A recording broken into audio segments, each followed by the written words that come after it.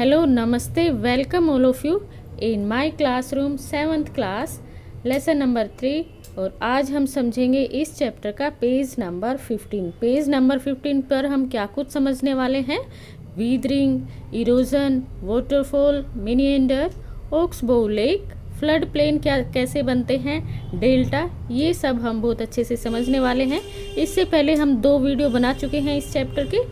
जिसने नहीं देखा है वो उन वीडियोस को देख ले अच्छे से, ताकि आपको ये चैप्टर और अच्छे से समझ में आए। बड़ा ही इंटरेस्टिंग चैप्टर है जो कि आप सभी को, इसमें जो कुछ भी समझाया गया है आप सभी को पता होना चाहिए। तो चलिए स्टार्ट करते हैं आज का चैप्टर। तो चलिए इनमें सबसे पहले समझते हैं मेजर लैंडफॉर्म्स। अब the landscape is being continuously, जो लैंडस्केप जो है अर्थ के, ठीक है, जो भूदृश्य जो है वो लगातार वो नवे हो रहा है, टूट फूट हो रही है। उसमें 2 प्रोसेस से, ठीक है, कौन कौन से हैं वो, वीदरिंग एंड इरोजन। वीदरिंग आप समझते हो, जो चट्टानें जो होती है उनकी टूट फूट होना, और इरोजन कटाव होना, वो कई तरह से होता है। Okay, erosion and weathering. अब चलिए देखते हैं आगे, इनको समझते हैं और अच्छे से, वीदरिंग एंड इरोजन को।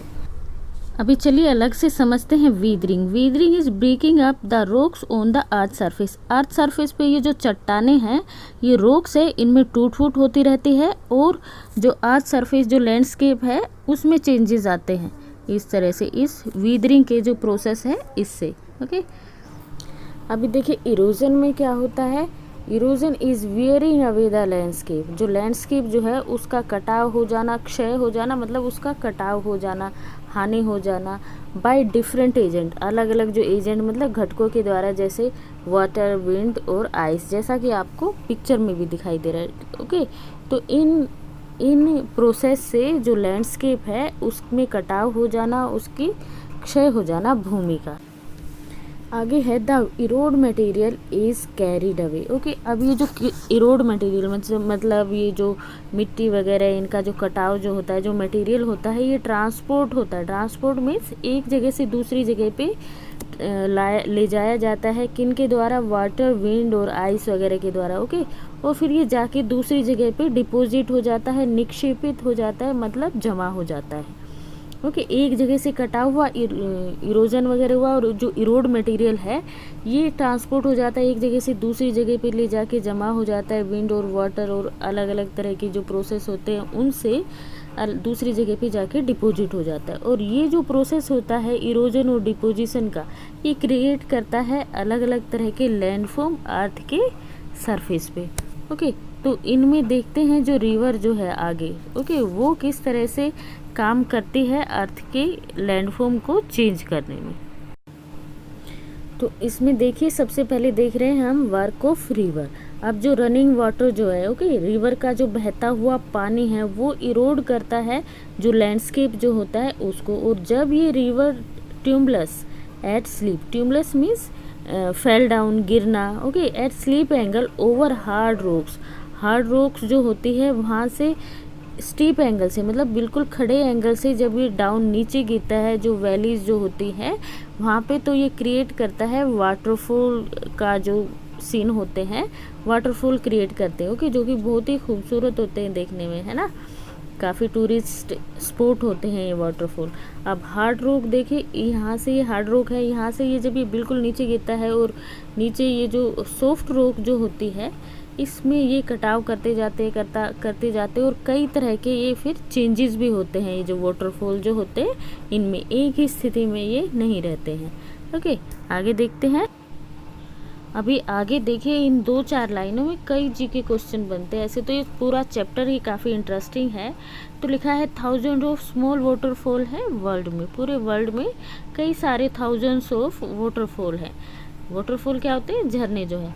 और जो सबसे हाईएस्ट, ओके, सबसे ऊंचा जो वाटरफॉल है वो है वेनेजुएला में, जो कि साउथ अमेरिका कॉन्टिनेंट है, वहाँ पे है। ओके, सबसे हाईएस्ट मतलब सब वर्ल्ड में सबसे ऊंचा जो वाटरफॉल है उसका नेम क्या है, एंजल वो फॉल।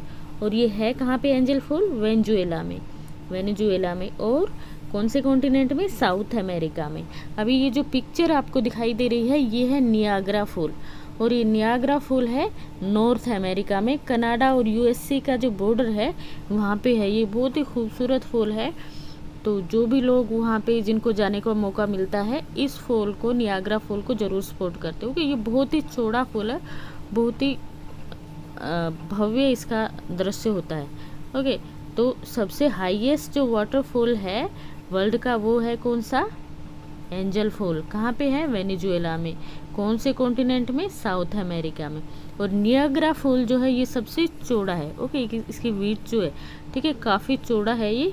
और ये कहाँ पे है? ये नॉर्थ अमेरिका में है, कनाडा और यूएसए के बॉर्डर पे है।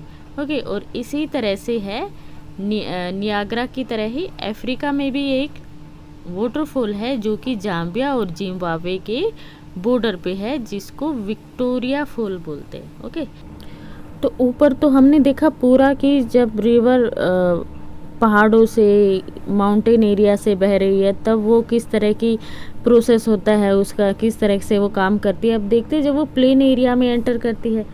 ओके, जब रिवर प्लेन एरिया में एंटर करती है तो वो काफ़ी ट्विस्ट और टर्न्स फॉर्म करती है और लार्ज बैंड नोन एज मिनिएंडर। तो इस तरह से जब वो बहती है, क्योंकि अब देखो प्लेन एरिया में आई है रिवर, तो वहाँ पे कोई किसी तरह का कुछ रुकावट नहीं, और जहाँ पे भी उसको थोड़ा सा भी ढलान मिलता है वहाँ से वो कट कर लेती है, मुड़ जाती है, वहाँ से ट्विस्ट एंड टर्न काफ़ी हो जाती है। और इस तरह से ये जो इसकी आकृति है, इसको सर्प के जैसी है ना, सांप के जैसी दिखाई दे रही है, तो इनको बोलते हैं मिनिएंडर। ओके, ये जो आकृति इस तरह से बनाती है मिनिएंडर्स, विसर्प इनको बोलते हैं। अब ड्यू टू कॉन्टिन्यूस इरोजन, अब लगातार इस तरह से इरोजन और डिपोजिशन करती रहती है अपने किनारों पे जब ये रिवर साइड ऑफ द मिनिएंडर, ये जो मिनिएंडर जो होते हैं, मतलब इस तरह से जब ये मुड़ जाती है, जो आकृति होती है वहाँ पे। अब जो एंड जो होते हैं मिनिएंडर के, लूप कम क्लोजर एंड क्लोजर, ये जो एंड जो होते हैं, ठीक है, यहाँ पे ये डिपॉजिट करती रहती है और ये एक टाइम ऐसा आता है कि ये कट जाते हैं। और यहाँ पे ये जो पानी जो होता है रिवर का, ये एक लेक टाइप से बन जाता है, जिनको कट ऑफ लेक्स या ओक्स बो लेक भी बोलते हैं, क्योंकि इनकी आकृति ही ऐसी होती है। Okay, at times the river overflow is bank, और कई बार क्या होता है, जो रिवर जो होती है वो ओवरफ्लो हो जाती है, मतलब बाढ़ आ जाती है उसमें। और बाढ़ आने से क्या होता है कि अपने साथ जो फ्लड, जो सोइल वगैरह, जो भी डिपॉजिट वगैरह जो लेके आती है, बाढ़ आती है तो इसके आसपास का जो एरिया क्या होता है, वहाँ पे बाढ़ आ जाती है, वहाँ पे पानी बह जाता है, सब कुछ। ओके, और अपने साथ ही जो भी डिपॉजिट, जो कुछ भी लेके जाती है, उन सेडिमेंट्स को वो वहाँ पे डिपॉजिट कर देती है। तो उनमें क्या होता है, फाइन सोइल होती है जो कि बहुत ही ज़्यादा फर्टाइल होती है, काफ़ी अच्छी फर्टाइल उसमें कैपेसिटी होती है। It deposit layer of fine soil and other material called sediment along its bank.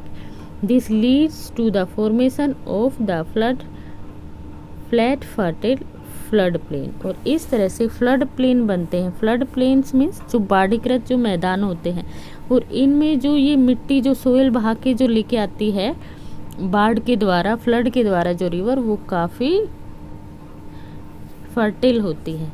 Okay, और जब इस तरह से जब ये रिवर जब आगे बढ़ती है, ओके, तो क्या क्या देखो, अब सबसे पहले तो यहाँ पे क्या कर रही है, इस तरह की आकृति जो बना रही है, इनको बोलते हैं मिनिएंडर, विसर्प की आकृति बना रही है।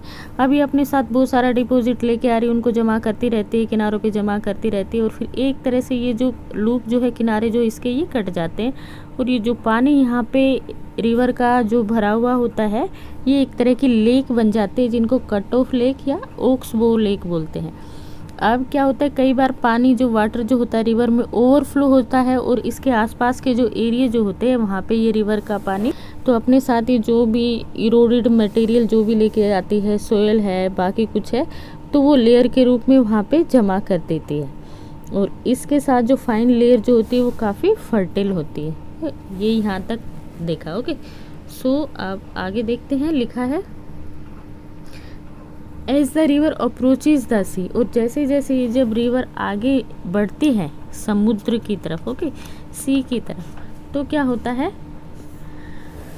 इसकी जो गति जो है, इसकी जो स्पीड जो है, फ्लोइंग वाटर डिक्रीज, कम हो जाती है। यहाँ से अब मैदानी इलाकों में बह रही है, ओके, फिर आगे जाएगी तो कहाँ जाएगी रिवर, सी में जाके मिलेगी, ओके, समुद्र में। तो वहाँ तक जाते जाते इसकी स्पीड जो है काफ़ी स्लो हो जाती है, डिक्रीज हो जाती है, ओके। एंड लिखा है river begins to break up into number of stream called distributary. अब इस तरह से जो रिवर जो होती है वो कई सारे वितरिकाओं में, डिस्ट्रीब्यूटरीज, ओके। डिस्ट्रीब्यूटरी क्या होती है, देखो यहाँ पे समझने की बात है। एक होती है ट्रिब्यूटरीज, ट्रिब्यूट करना मतलब सहयोग करना, कोई मेन रिवर जा रही है, ओके, और उसमें जब दूसरी रिवर आके मिलती है तो उसको बोलते हैं ट्रिब्यूटरी, मतलब वो उसके पानी में सहयोग कर रही है। और जब एक मेन रिवर है और उसमें से कई सारे उसकी जो है और धाराएं बह गई रिवर बन के, ठीक है, तो ये होती हैं डिस्ट्रीब्यूटरी। जब एक मेन रिवर से उसी की रिवर से अलग अलग जो धाराएं बह गई वो है उसकी डिस्ट्रीब्यूटरी। और अगर कोई और रिवर आके और मेन रिवर में मिल रही है वो क्या हो गई, ट्रिब्यूटरी। यहाँ पे ये कॉन्सेप्ट क्लियर होना ज़रूरी है, ओके। तो काफ़ी सारी ये जो इसकी स्ट्रीम जो है ये बढ़ जाती हैं रिवर की और इनको बोलते हैं distributaries. The river become so slow that it began to deposit its load. आप देखो, हमने पहले देखा कि जब रिवर समुद्र के पास जैसे जैसे पास आती है तो वो स्लो होना शुरू हो जाती है, और अब ये और भी स्लो हो जाती है जब ये अपने साथ लाई हुई जो भी लोड है, सेडिमेंट है, उनको डिपॉजिट करती है, ओके। अब जैसे यहाँ से ये रिवर आ रही है, ओके, तो यहाँ से ये रिवर आ रही है और यहाँ पे अब जब ये डिपॉजिट करती है लोड्स को और फिर आगे ये और डिस्ट्रीब्यूट हो जाती है, फिर आगे ये फिर और लोड को डिपॉजिट करती है, फिर आगे और डिस्ट्रीब्यूट हो जाती है। तो इस तरह से जो ईच डिस्ट्रीब्यूटी है फॉर्म इट्स ओन माउथ, ठीक है, अपना अलग मुहाना ये बनाती है, अलग जो हर एक जो डिस्ट्रीब्यूटरी है ये अपना अलग मुहाना बनाती है इस तरह से। और जो कलेक्शन जो है sediments form all the mouth form A delta. और इस तरह से जो अलग अलग ये जो वितरिकाएं बट जाती है इस तरह से, और ये जो एरिया होता है इसको बोलते हैं डेल्टा।